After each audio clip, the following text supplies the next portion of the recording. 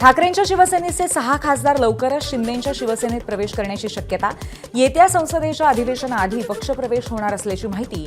Operation टायगरच्या माध्यमातून खासदार शिंदे गटात दाखल होण्याची शक्यता. राजकीय भवितव्याची चिंता. मतदारसंघात विकास कामांसाठी निधी मिळत नसल्यामुळे आणि विधानसभेतील पराभवानंतर ठाकरे गटात असलेल्या अस्वस्थतेमुळे ठाकरेंचे खासदार शिंदे गटात जाणार असल्याची माहिती. 6 काय 9 खासदार संपर्कात असल्याचं त्यांनी सांगावं. खासदार संजय राऊतांचा शिंदेंच्या सेनेवरती हल्लाबोल. ऑपरेशन रेड्याची शिंग झाल्याबद्दलही राऊतांचा हल्लाबोल.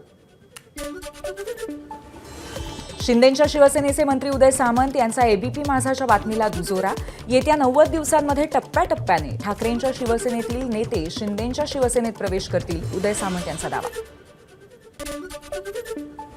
आमचं ऑपरेशन करण्यापेक्षा फडणवीस तुमचं ऑपरेशन करतायत, त्यावर लक्ष द्या. संजय राऊतांच्या शिंदेंच्या शिवसेनेवरती हल्लाबोल. तर शिंदे गट भाजपच्या पोटातला अपेंडिक्स झालाय, ते केव्हाही कापतील, राऊतांचा निशाणा. ऑपरेशन टायगर अंतर्गत जर ठाकरे गटाचे 6 खासदार फुटले तरी सध्याच्या परिस्थितीत कायद्यानुसार त्यांना कोणतीही अडचण येणार नाही. विधिमंडळाचे माजी प्रधान सचिव अनंत कळसेंचा दावा. काहींना पक्षात येण्याआधीच आरक्षण हवं असतं, पण जरा कुठे खुट्ट झालं की आरक्षण मिळालं तरी लोक डबे बदलतात, गाड्या बदलतात. उद्धव ठाकरेंची बंडखोरी करणाऱ्यांवरती टीका. मागे मी रेल्वेच्या कार्यक्रमाला 2 वेळा आलो होतो, आजही परत आलोय. मी पुन्हा येईन असं नाही म्हणणार. उद्धव ठाकरेंचा फडणवीसांना टोला. ठाकरेंच्या वाशिम आणि परभणी जिल्हा प्रमुखांचा पक्षाला रामराम. एकनाथ शिंदेंच्या उपस्थितीत केला शिवसेनेत प्रवेश. लाडक्या बहिणींची संख्या महिन्याभरामध्ये 5 लाखांनी घटली. इतर योजनांचा लाभ घेत असलेल्या लाभार्थ्यांना लाडकी बहीण योजनेतनं वगळलं. आणखीन 5 ते 10 लाख लाभार्थी कमी होण्याची शक्यता. सरकारच्या तिजोरीमध्ये पैसे नसल्यामुळे हळूहळू अनेक लाडक्या बहिणींना योजनेतनं वगळणार. संजय राऊतांचा दावा. लाडकी बहीण योजना बंद होणार नाही. उपमुख्यमंत्री एकनाथ शिंदेंची माहिती. तसंच सर्वसामान्यांसाठी सुरू केलेल्या कोणत्याही योजना बंद होणार नाहीत. शिंदेंकडनं पुनरुच्चार. लाडकी बहीण योजना विरोधकांच्या नेहमीच पोटात दुखणारी आणि डोळ्यात खुपणारी ठरली आहे. भाजप नेते केशव उपाध्येंचा टोला. तर कोणीही कितीही खोटा प्रचार केला तरी योजना सुरूच राहील. केशव उपाध्येंचं वक्तव्य. राहुल गांधी, सुप्रिया सुळे, संजय राऊत यांची पत्रकार परिषद. महाराष्ट्रातल्या निवडणुकीतले घोटाळे पुराव्यांसह मांडणार. संजय राऊतांची माहिती. कोर्टाला सुद्धा आश्चर्य वाटलं की 6 वाजेनंतर 75 लाख मतदान कसं झालं. 6 वाजल्यानंतर झालेल्या मतदानावरती उत्तर कोर्टाने मागितल्यामुळे रोहित पवारांची प्रतिक्रिया. आयकर विभागाकडनं सलग 3ऱ्या दिवशी संजीवराजे नाईक निंबाळकरांची चौकशी सुरू. संजीवराजेंच्या निवासस्थानाबाहेर अजूनही पोलिसांचा बंदोबस्त. मुंबईतल्या आकाशवाणी आमदार निवासामध्ये पहाटे शॉर्ट सर्किटमुळे आग. रूम नंबर 313ला पहाटे 5च्या सुमारास शॉर्ट सर्किटमुळे आग लागल्याची माहिती. अग्निशमन दलाकडनं आगीवरती नियंत्रण. अजित पवार आज पुणे दौऱ्यावरती. सकाळी सर्किट हाऊसला विविध बैठका घेण्याची शक्यता. मुंबई पालिका ही सर्वात श्रीमंत होती, ती आता राहिली नाही. मुंबई महापालिकेवर इतकी देणी करून ठेवली आहेत की ती चुकवायला पुढची 23 वर्ष लागतील. उद्धव ठाकरेंचा घणाघात. करुणा मुंडेंना कोणत्याही आर्थिक समस्या नाहीत. करुणा मुंडेंचा मुलगा शिशिव मुंडेची माहिती. माझी आई काही ना काहीतरी बहाणे बनवत राहते. माझ्या आईने गृहकर्ज सुद्धा फेडलं नाहीये. शिशिव मुंडेची पोस्ट. करुणा मुंडे. कोर्टाने करुणा मुंडे धनंजय मुंडेंच्या पत्नी आहेत असं कुठे म्हटलं ते दाखवा. गुणरत्न सदावर्तेंचा अंजली दमानियांना सवाल. एखाद्याच्या कौटुंबिक आयुष्याचं भांडवल करण्याचा अधिकार दमानियांना कोणी दिला. सदावर्तेंचा सवाल. जीबीएसमुळे पुण्यामध्ये आणखीन एकाचा मृत्यू. जीबीएसमुळे पुण्यात 5 तर राज्यात एकूण 6 बळी. पुण्यामध्ये जीबीएसच्या 3 नवीन रुग्णांची नोंद. एकूण रुग्णसंख्या आता 173 वर.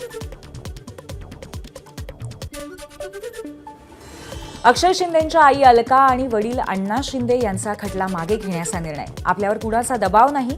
कोर्टात स्पष्टीकरण तर न्यायमूर्तींकडनं या मुद्द्यावरती आज पुन्हा सुनावणी. स्टँडअप कमेडियन प्रणित मोरे मारहाण प्रकरणामध्ये आता भाजपची ही उडी. भाजप आमदार सचिन कल्याण शेट्टींनी घेतली सोलापूर पोलीस आयुक्तांची भेट. मारहाण करणाऱ्यांवरती कठोर कारवाई करण्याची मागणी.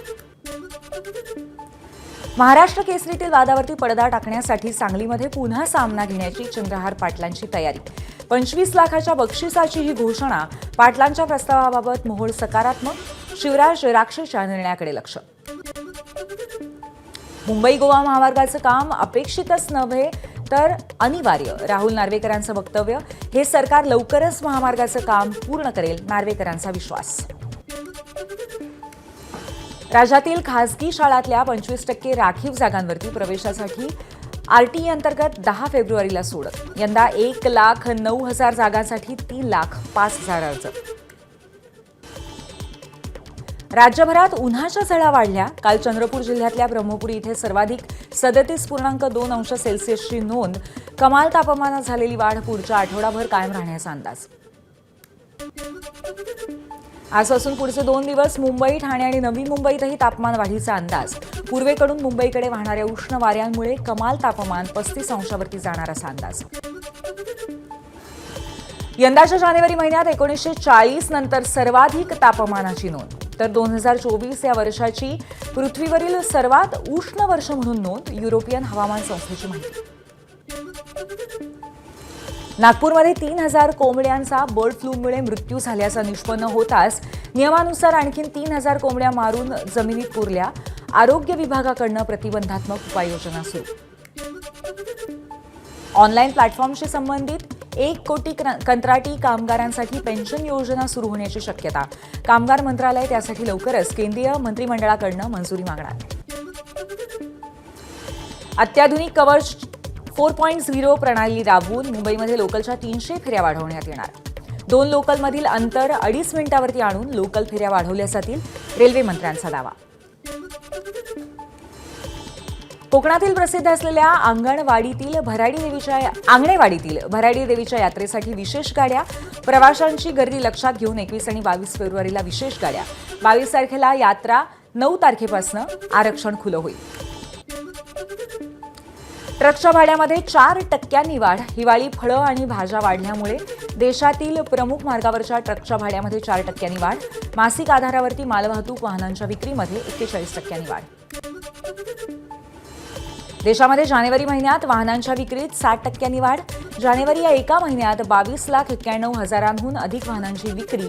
ऑटोमोबाईल डीलर असोसिएशनची माहिती. 10वी-12वी परीक्षेसाठी मुंबई पोलिसांची आचारसंहिता. 871 परीक्षा केंद्रांवरती आचारसंहिता लागू. परीक्षा केंद्राच्या 100 मीटर परिसरामध्ये इंटरनेट सेवा, ध्वनिक्षेपकासह अन्य काही मुद्द्यांवरती मनाई आदेश जारी.